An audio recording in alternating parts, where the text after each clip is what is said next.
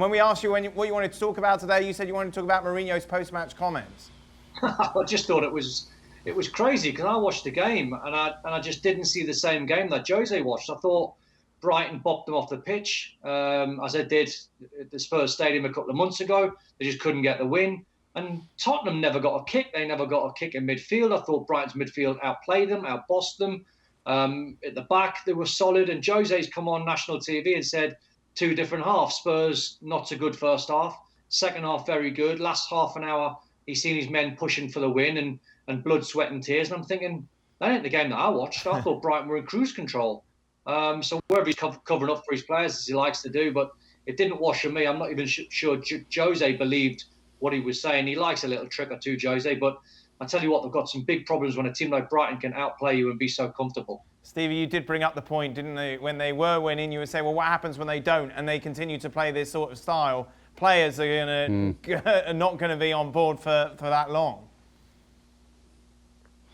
Well, no, and the guy who would keep a lot of players on board would be Harry Kane, just because of the player he is and, of course, the captain.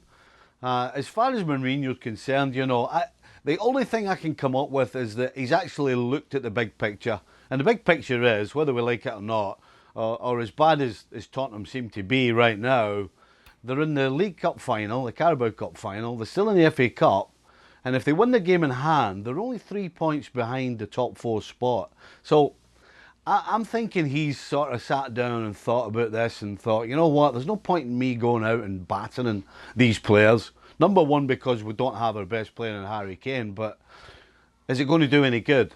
So I think that's the conclusion he's come to. Jules, where does he stand? Like regards to how hard would he have to fall, how far would he have to fall for them to take a look at his position at the club? Well, there's obviously the winning trophy part of it, and we know that the club hasn't won anything since that League Cup under Juan de Ramos a long time ago now. So I guess if he brings the FA Cup or the League Cup or the Europa League to the club, the first trophy since 2008, then I guess this is a positive thing. But if they finish outside of the top 4, this is not so positive.